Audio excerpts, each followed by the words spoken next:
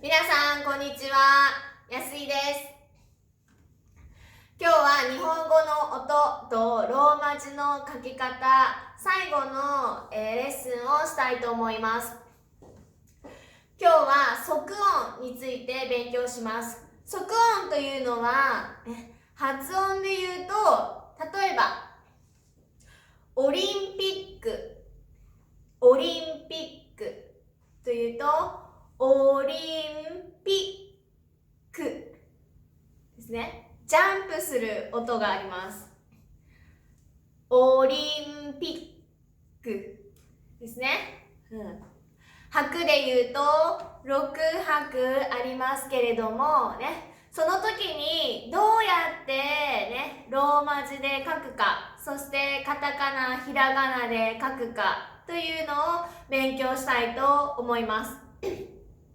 この音でジャンプするね、音の時には日本語のひらがな、カタカナでは小さいつという文字で表します。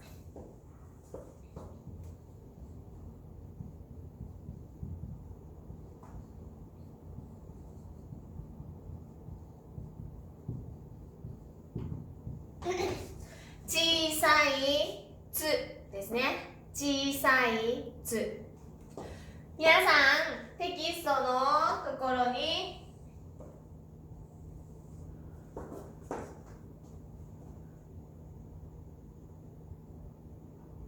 線を引いてください。まず1番です。先ほど言ったオリンピックですね。オリンピック。小さいつと言いましたけれども、オリンピック。これローマ字で書くとこのままつの発音になってしまいます。こうやって書いていると日本人はオリンピックと読んでしまいます。でも本当の発音はオリンピックですね。オリンピック。その時このつは書きません。どう書くかというと、この後ろですね。後ろの C の音をもう一つ書きます。オリンピックです。ここですね。いいですか？後ろの音の子音をもう一つ書きます。そうするとこの発音はオリンピックと読みます。オリンピックですね。意味はオリンピックです。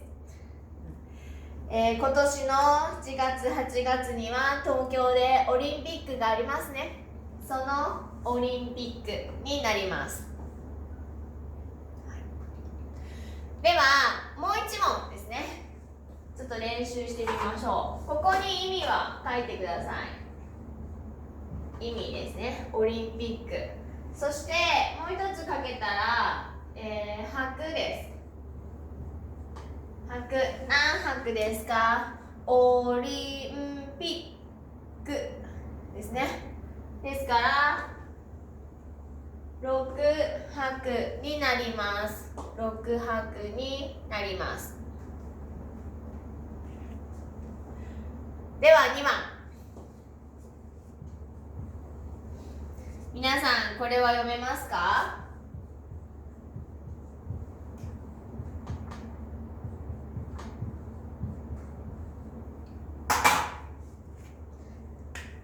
これが小さいつですから発音はしません。テクニックです。テクニック。ジャンプしてください。テクニック。テクニックですか？ではここには本当当のローマ字はどうやって書くかというと、テクニックですね。ここ後ろの K の音ですね。後ろの K の音をもう一つ追加します。テクニック、テクニック、技術という意味ですね。じゃあ何拍ですか？テクニック。そうですね。これは5拍になります。5拍になります。ですか？じゃあ今と同じようにですね。今と同じように私がここに問題を書きます。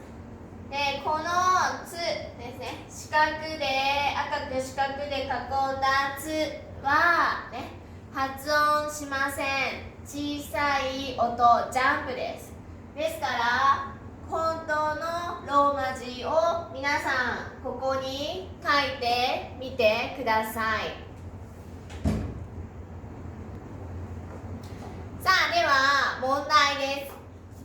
3番から正しい発音はタックス、タックス、タックス。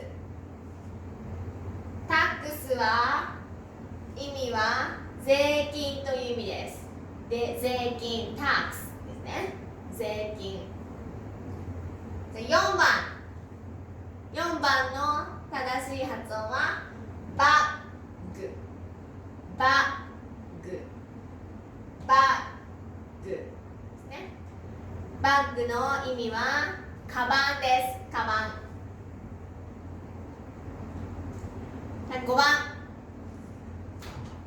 5番は読めますか皆さん。スイッチ、スイッチ、スイッチ。電気をつけるこうね、ボタンを押すスイッチですね。これが意味です。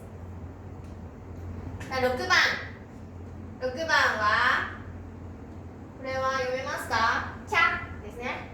キャップ、キャップ、キャップ、キャップ。キャップは2つ意味があります。例えばね、ペットボトルの蓋ですね。蓋のことをキャップと言います。キャップ。もう一つは帽子ですね。帽子でもここにつばがあるのが、これがキャップ。キャップ。最後7番です。7番は皆さんここね、この伸ばす音ありますよ。ですから発音はインターネット、インターネット。もう一度インターネット、インターネットと言います。インターネット。では今私が発音した通り、ここの「つ」ですね。「つ」はね、発音しません。小さい「つ」でひらがなカタカナでは書きます。でしたらこのね、正しくね発音するためのローマ字を皆さん書いてみてください。いいですか？3番タックス、タックス。バッグ、バッグ。スイッチ、スイッチ。キャップ、キャップ。インターネット、インターネット。はい。では皆さんここにですね、正しいローマ字、そして拍ですね。何拍か書いてみましょう。続きは答えを伝えます。さあ皆さん書けましたか？さあ正解です。正解は3番はタックスですね。すの後の子が K ですから K を1つ足します。そして4番バッグ。バッグは G ですね。 G が1つ足されます。じゃあスイッチはね C ですね。 C が1つねプラスされます。じゃあ6番キャップは P ですね。ですからここもキャップは P を1つ追加します。じゃあ7番はインターネットとですから T ですね。 T を1つ追加します。で泊ですね。泊はこの通りタックス4ですね。4番バッグですね。ジャンプします。ジャンプね。でも泊は必ずあります。5番スイッチですね。ですから4泊ですね。6番キャップ3シラブですね。はい。じゃあ7番インターネット。これはインターネットです。ターを伸ばすのもね1拍ありますね。インターネットで7拍が正解になります。皆さんどうでしたか？できましたか？これを写真に撮ってまたコメント欄にアップしてみてください。そしてもう一つ宿題があります。今まで日本語の音を勉強しました。モンゴル語の音と日本語の音はね少し違うところがあります。例えばモンゴル語にはあります。でも日本語にはありません。そうですね。そうすると日本人はね皆さんのモンゴル語の音を話しても日本人は分かりません。聞こえることができません。聞こえません。そうですね。聞こえないです。ですから皆さんの名前ですね。皆さんの名前を日本語の発音でできるように、皆さんの名前を日本語の発音でできるようにローマ字で書いてみてください。皆さんの日本語の発音ができるようにローマ字で書いてみてください。いいですか？で、ローマ字で書いたものを、またコメント欄に、写真を撮ってアップしてみてくださいね。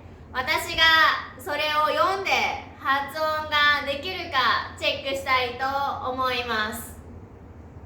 よろしいですか？みんなの課題ね楽しみにしてますから頑張ってください。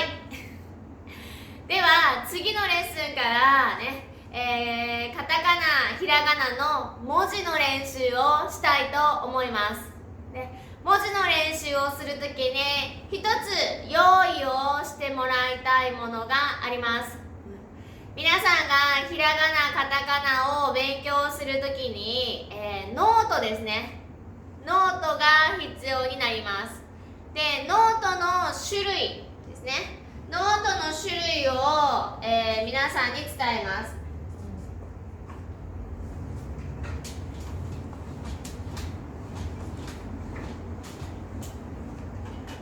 ノートの種類ですがね、例えばこういう開いたノートとかでね、こう線だけがね、罫線が書いてあるノートがありますね。これは文字を勉強するときにはちょっと使いにくいです。使いにくいです。でもノートのところでね、こういうね、こういう線が方眼と言いますからね、正方形のマスの目が書かれているノートがあると思います。このノートを使いたいと思います。